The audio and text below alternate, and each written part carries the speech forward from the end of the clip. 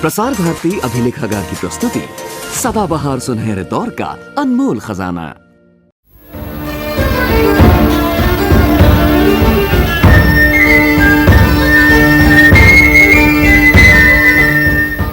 अमृता शेरगिल नाम था उस तूफानी प्रतिभा का जिसने आधुनिक भारतीय चित्रकला के ठहरे हुए पानी में एक हलचल सी मचा दी। पश्चिम के शिल्प कौशल का भारतीय कला की परंपरा से मेल बिठाकर एक ऐसे समय में एक नई कला चेतना को उजागर किया जब भारत की आधुनिक चित्रकला का अपना कोई चेहरा नहीं उभरा था। अमृता शेरगिल ने 1934 से लेकर 41 तक केवल 7 वर्षों में नए नए बिंब कैनवस पे उतारे जिनसे वो भारत की महान चित्रकार कहलाईं। अमृता की प्रतिभा की चकाचौंध उनकी बेवक्त मौत की वजह से कुछ ही समय तक रही, लेकिन उनके चित्रों की सजीव रंग योजना और गहरी संवेदना आज भी अमर है।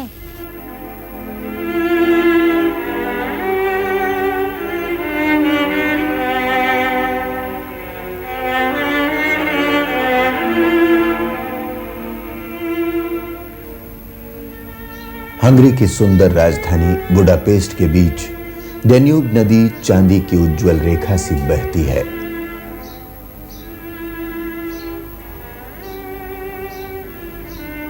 हंगारी संस्कृति का परिचय देते हुए से इस नदी के तट पर खड़े ये भव्य भवन, ये कला संग्रहालय, ये स्मारक पेरिस या वियना का आभास देते हैं।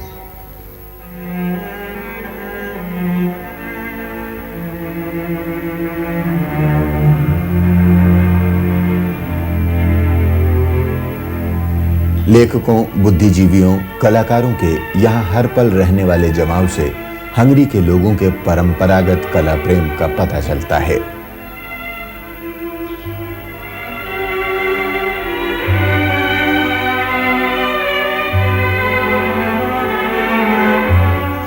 यहीं आज भी वो सुंदर सा मकान खड़ा है जहां कोई 84 वर्ष पहले एक सुबह जन्म लिया था अमृता शेरगिल ने।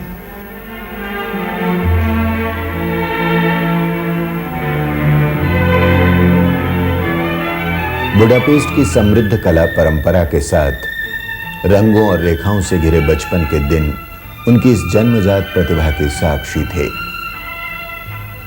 We consider ourselves a kind of Asiatic nation. This year, by the way, 1,100 years ago. हम अपने को एक एशियाई राष्ट्र मानते हैं। पूर्व से आए हमारे पूर्वजों के वर्तमान हंगरी में आगमन का ये 1100वां वर्ष है। इस सारे समय हमने पूर्व के साथ अपने संबंधों को बनाए रखा है। पिछली 1 शताब्दी से तो हमारे संबंध विशेष रूप से महत्वपूर्ण हो गए हैं।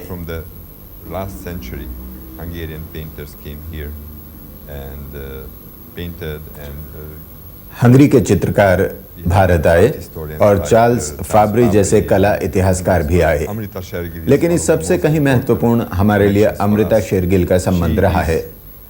वो शरीर से भी एक तरह से इस संबंध को व्यक्त करती थीं। जैसा कि आप जानते हैं, उनकी मां हंगारी थी और पिता उमराव सिंह एक बहुत प्रसिद्ध सिख परिवार के सदस्य,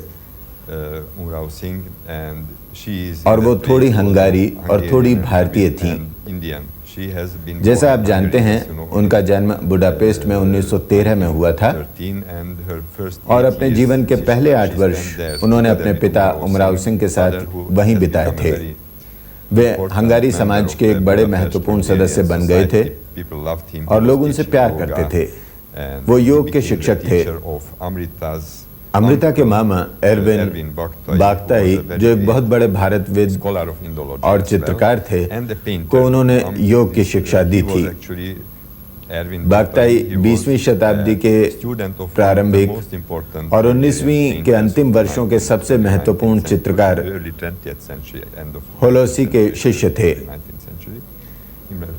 इस प्रकार अमृता हंगरी में बचपन से ही चित्रकला की ओर प्रवृत्त हुई।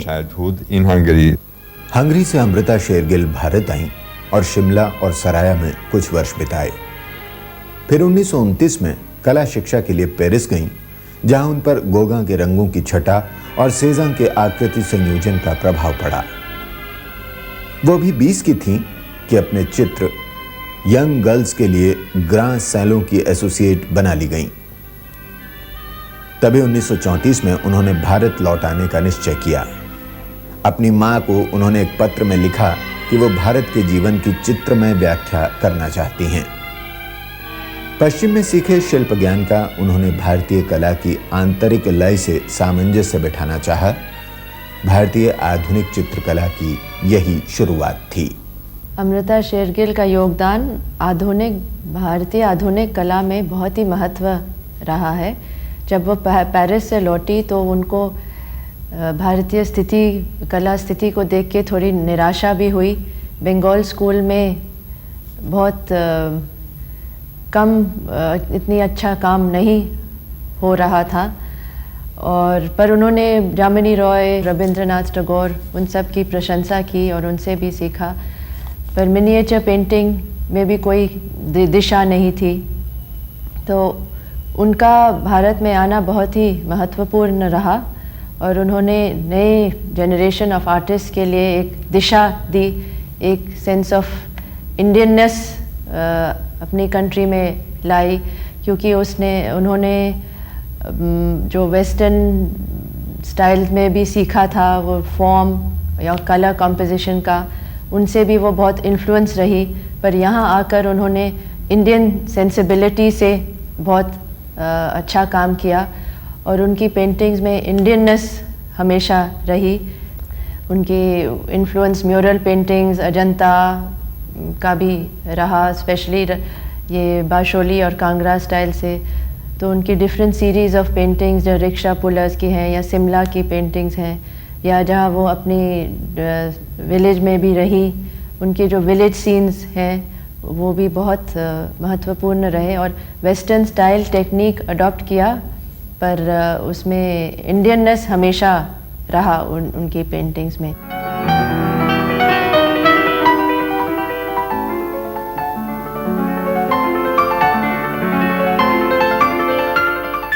जिन दिनों मैंने आर्ट स्कूल ज्वाइन किया था उन्हीं दिनों ये नेशनल आर्ट गैलरी फॉर्म हुई थी और शुरू में तो सिर्फ ये शेरगिल की पेंटिंग्स को रखने के लिए ये गैलरी का आइडिया मूव किया गया था।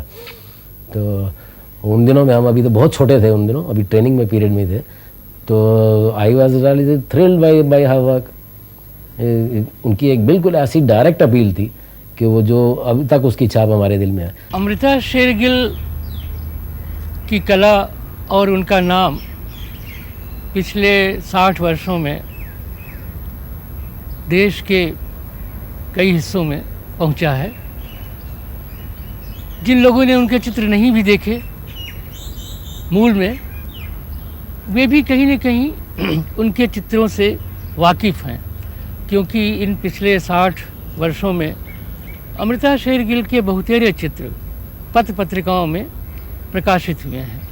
उनकी कला पर भी बहुत कुछ लिखा जा चुका है, उनके जीवन पर भी उनके पत्र भी प्रकाशित हुए हैं, भले ही अंग्रेजी में, और उनका भी हिंदी अनुवाद उस तरह से नहीं हुआ है। तो अमृता शेरगिल नाम की एक बड़ी चित्रकार इस देश में हुई, इससे तो लोग निश्चय ही परिचित हैं, ऐसा मुझे लगता है कि उनका नाम लीजिए तो कम से कम शहरों में पढ़े लिखे वर्ग में लोग जानते हैं कि वो थी और एक चित्रकार थी। लेकिन अभी भी ऐसा बहुत कुछ है जो उनके बारे में बताने और जानने लायक है। अपनी ही बात करूं तो यहाँ जहाँ हम बैठे हैं राष्ट्रीय आधुनिक कला संग्रहालय में, और जहाँ अमृता शेरगिल के चित्र सबसे अधिक संख्या में हैं, वहाँ मैं 20 बार उनके चित्र देखने आया हूँ और अभी भी आता रहता हूँ। कोई आकर्षण उनमें है जो खींच लाता है। एक तरफ देखिए तो जो कुछ उनमें बना हुआ है वो इतना प्रत्यक्ष है, इतना आपके सामने है कि ये बताने की जरूरत भी नहीं पड़ती कि क्या बना हुआ है। उसके रंग, उनकी आकृतियाँ, कि ये रही 3 स्त्रियाँ, ये रहा किसी का पोर्ट्रेट, ये रही कुछ और औरतें, पहाड़ी औरतें, या कि उनके चित्रों में जो कुछ बना हुआ है उसके लिए ये बताने की तत्काल ज़रूरत नहीं पड़ती कि आप उसकी कोई व्याख्या करें।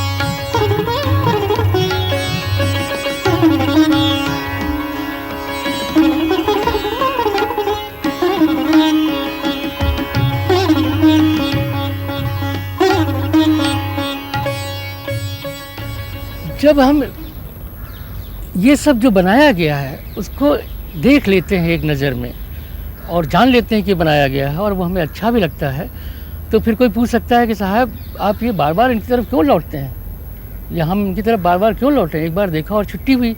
लेकिन वैसा होता नहीं है। वही अमृता शेरगिल की कला का जादू है, और सच पूछे तो वही किसी बड़ी कला का जादू होता है कि ये जान लेने के बाद भी कि इसमें क्या बना हुआ है, रंग क्या हैं, शायद ये जान लेने के बाद भी कि इसको कब बनाया गया है, कैसे बनाया गया है, इसका माध्यम क्या है, आप किसी छवि के आकर्षण में लौटते हैं। यानी वो चित्र क्या कह रहा है इसे जानने के लिए, या और क्या कह रहा है, आपसे एक बार जो पहले कह चुका है उसके बाद और क्या कह रहा है, इसे जानने के लिए आप इसकी ओर लौटते हैं। अमृता शेरगिल ने हिंदुस्तान को करीब करीब उसी तरह से देखा है जैसे गांधी जी ने देखा था। जैसे कि even Nehru ji also couldn't see it in the same light, they were more interested in freedom and the patriotism. लेकिन जो लोगों की जो हालत थी वो ये लोग नहीं देख पाए थे। Amrita saw the same thing in this way when she painted them, तो she was actually absolutely a realistic, उसका एटीट्यूड जो था बड़ा रियलिस्टिक था। उसने कोई कोई एलेगोरीज या मेथ्स या पुरानी कल्चर का रिवाइवल या ये या वो इस तरह की कोई चीज़ नहीं की। उसने जैसे लोग देखे उनको उसी तरह से पेंट किया, उनकी जो मेलंकोली थी, उनकी जो सैडनेस थी, और ये हो सकता है कि उसकी इन सब की सैडनेस उसकी अपनी सैडनेस के साथ मिक्स होके वो एक बड़ा पावरफुल एक्सप्रेशन बन के निकली। अमृता ने अजंता के माध्यम से भारतीय चित्रकला की आत्मा में झांका। फिर 1938 में हंगरी जाकर अपने मौसेरे भाई विक्टर ईगन से शादी कर ली। She knew quite well the present, the contemporary Hungarian world of painters. वो हंगरी के समकालीन कला जगत से भलीभांति परिचित थीं। जब वो पेरिस में कला शिक्षा ले रही थीं, तो एक हंगारी चित्रकार नेमेश ने अध्ययन में उनकी सहायता की। अपने मामा एरविन बागताई के माध्यम से उन्होंने हंगरी से संपर्क बनाए रखा और हंगरी की नग्नाओं, हंगरी के इतिहास की घटनाओं और हंगारी वास्तुकला से वो प्रभावित हुईं। पर उनकी अपनी पहचान बड़ी सशक्त थी। अद्वितीय बने रहने की उनकी इच्छा बड़ी प्रबल थी। या मैं ये भी कह डालूं कि ये भी हंगारी चरित्र की एक विशेषता जो अति की हद तक भी जा सकती है।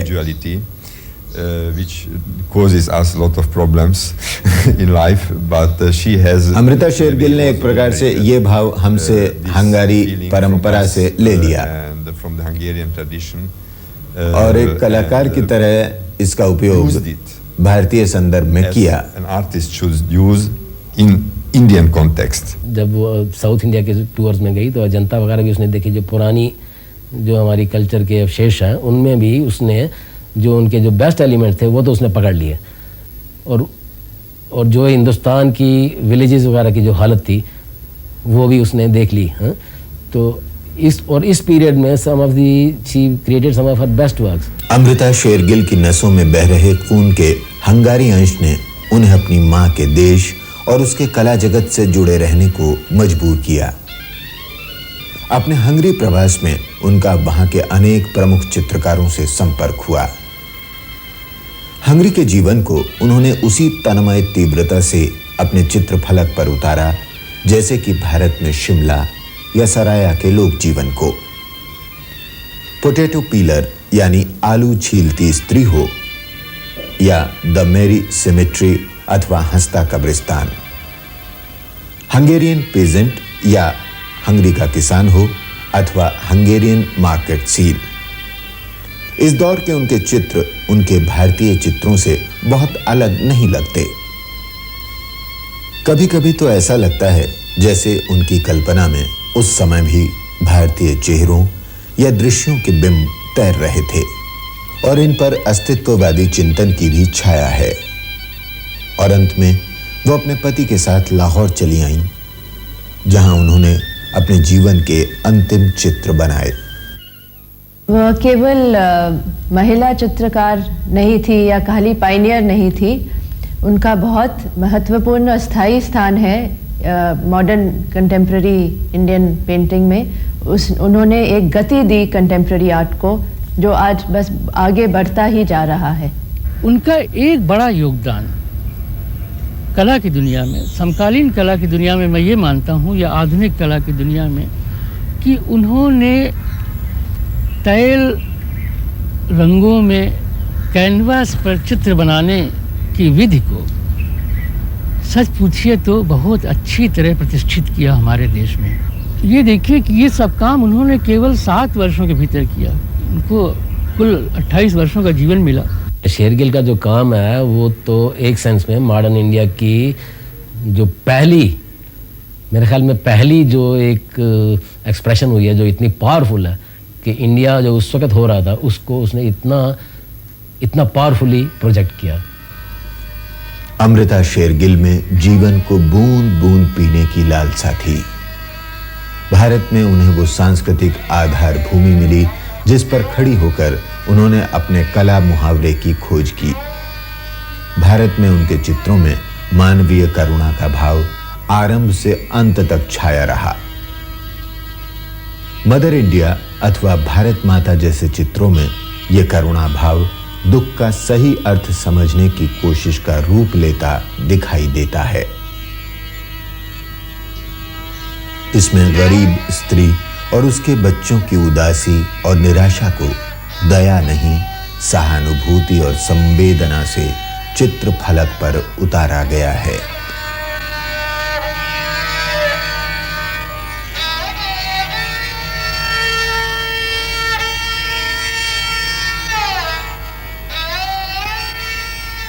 अमृता शेरगिल का राजनीति की ओर कोई झुकाव नहीं था, लेकिन उन्होंने अंग्रेजी साम्राज्यवाद के विरुद्ध दलित और पीड़ित भारतीयों को संघर्ष करते देखा था।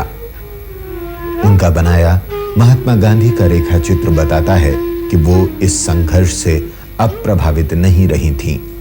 उत्तर प्रदेश के सराया गांव में रहते हुए उन्होंने जो चित्र बनाए, उनमें रंगों की विविधता और आकृति चित्रण की ओर विशेष ध्यान तो मिलता ही है।